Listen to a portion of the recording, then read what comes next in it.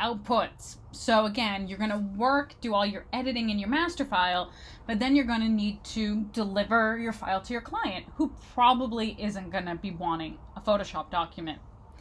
So I'm going to talk a little bit in general about having our outputs and why we're going to want to compress them.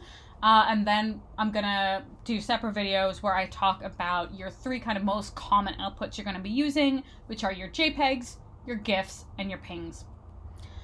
So most of the time when you have finished your design, you've gotten approval from your client, you're going to need to give them the file in a format that they can use.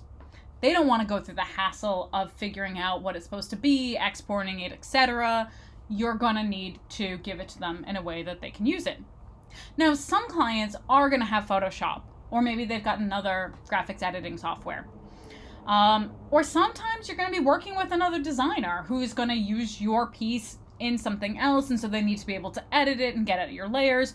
Or maybe you're sending it to a printer who needs a very specific file format. So occasionally you will send things through as Photoshop, but more often than not, you're going to be compressing it either in a way that they tell you to, or you need to know what they're using it for and make the call as to which file is the best for their purposes. So that's why I want you to know, especially if you are the client for yourself, what the strengths and weaknesses are for each of the files, so you can make the file that works best for the situation.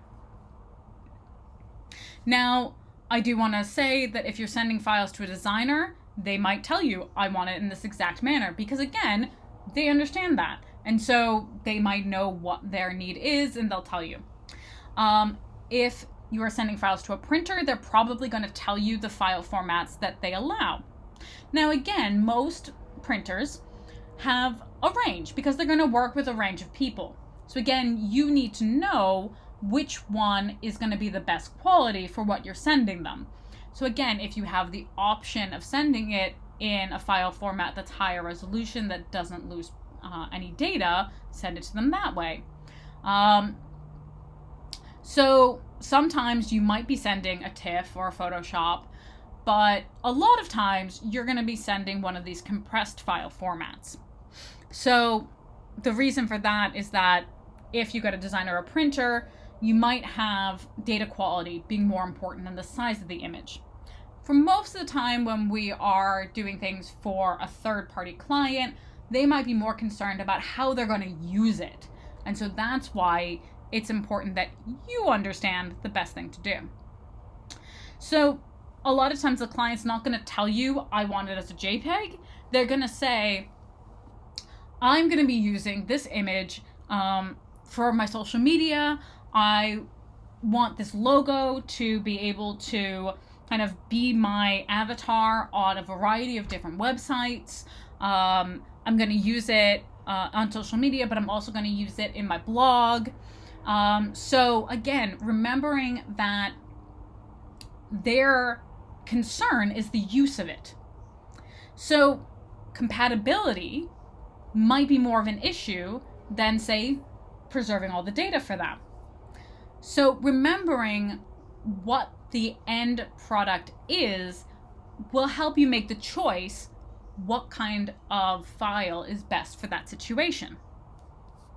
So especially if the client isn't going to be editing it any further, then something that's compressed, that's great. You've compressed it the one time for them, you've handed it over, you've made sure it looks good in the setting that it's in, so you're absolutely fine compressing it at this stage because the editing's done.